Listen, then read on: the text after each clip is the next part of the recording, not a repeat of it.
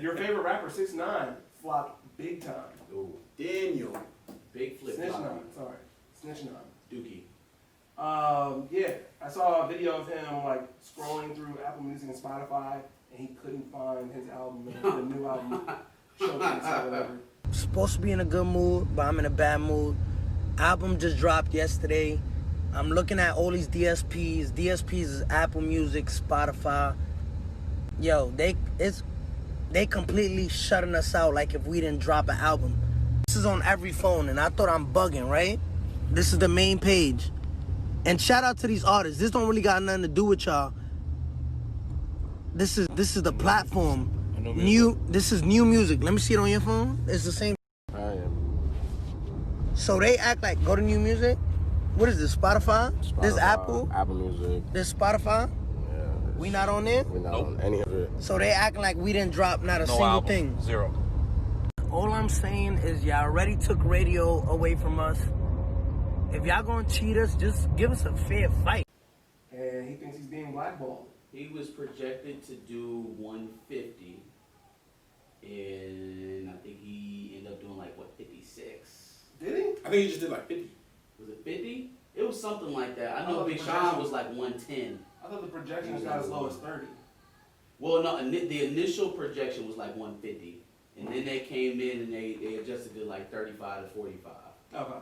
And then I think he ended up doing about around 50 or something like. Yikes. This nigga was handing out CDs in Times Square. My album on there. Look at this guy. Yeah. Make sure you listen to it. I will. My upcoming album. For sure. Yeah. Thank you.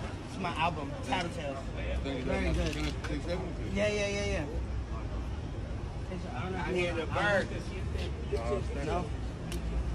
I'll take pictures. Crazy. Make sure you listen to the album. Hey, album. Yeah, album. If I was there, I would have frisbeed those shit. Yo, I seem like he's not gonna, I think like do shit.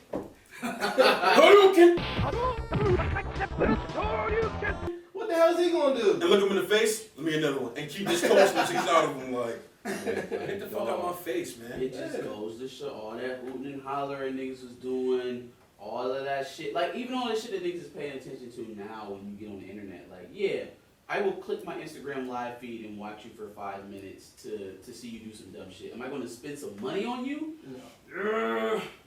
I mean, with the streams, you don't really gotta spend that money right then and there. Yeah. But that tells you that niggas ain't willing to put up with 45 minutes or however long the album is.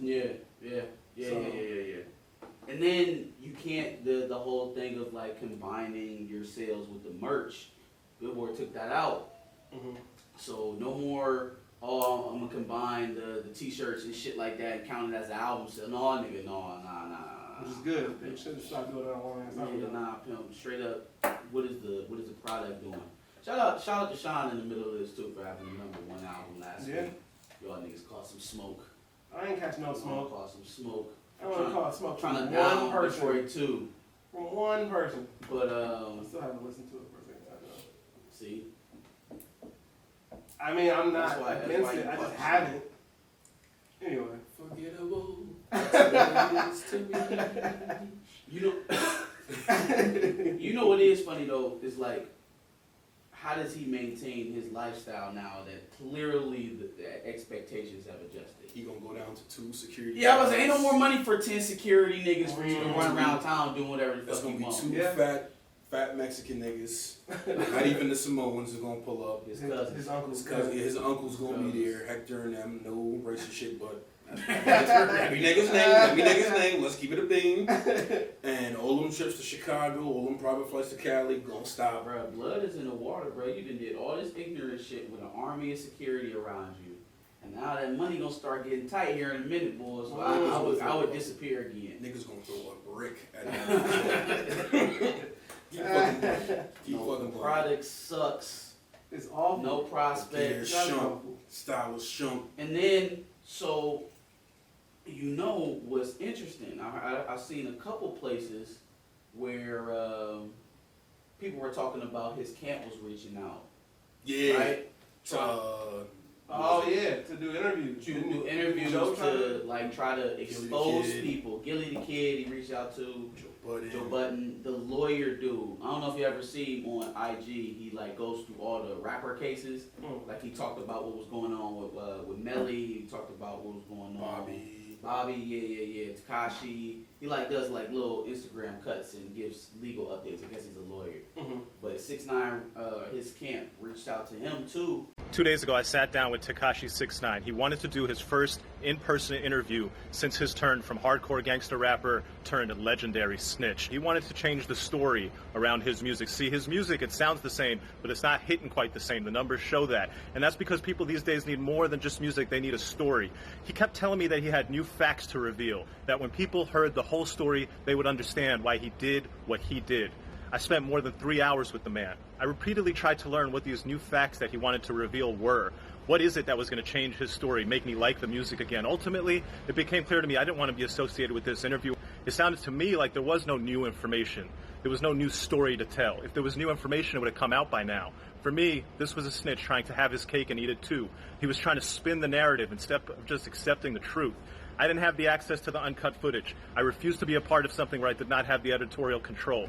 All three of them niggas had the same story. It was like, look, man, he came in here talking about he had some new information about why he snitched and all this other shit, and all he really wanted to do was shade motherfuckers who behind the scenes want to fuck with him and don't want to do it publicly.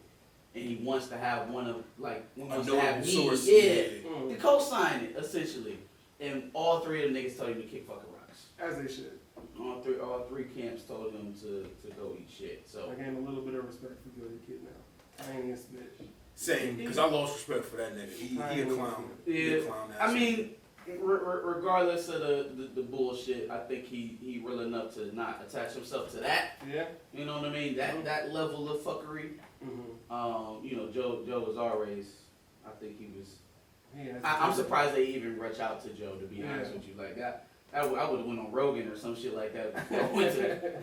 Rogan? Joe, Just imagine Rogan interviewing that guy. I think Rogan would at least think about it. Yeah. I think he'd at least think about it. I think he would see all the nonsense and be like, nah, I'm not gonna waste my time, but he would consider it. Yeah. I think he would consider Because it. they understand that the controversy would be Would be huge, right? You know who looks really bad? Is Nicki Minaj and Akon right now. Boy. Because they kind of stood on that ledge with him and he shit the bed. Akon was talking out of all four sides of his neck. Listen, man, Nicki's lucky she got pregnant so she could duck off and raise her kid, feed her family. Akon just keeps talking though. Yeah. Between this support of 6ix9ine and his whole disconnect and not understanding why black people are outraged and talking down on TV. Oh yeah, slavery, holds people back. You keep talking about slavery. Yeah, like Akon done lost his motherfucking mind, dog. that texturizer getting to his brain cells. I was holding out hope that he was just doing songs with Tekashi so he could set the nigga up or some shit like that, but no. No. He went full on fucking Stacey Dash, yeah. Stacey Dash, Uncle Tom ass. Full on. Hold R.I.P. So to long. Duke. The sun is setting on you, son. I would find another residence. Hell no. I would find another place to live. Something. Thanks for watching another Back of the Bus Squad episode. Make sure you like, comment, subscribe. Want to check out another episode related to this? Go ahead and click that video to the left. And if you want to catch up on some of our other episodes, make sure you click the playlist below.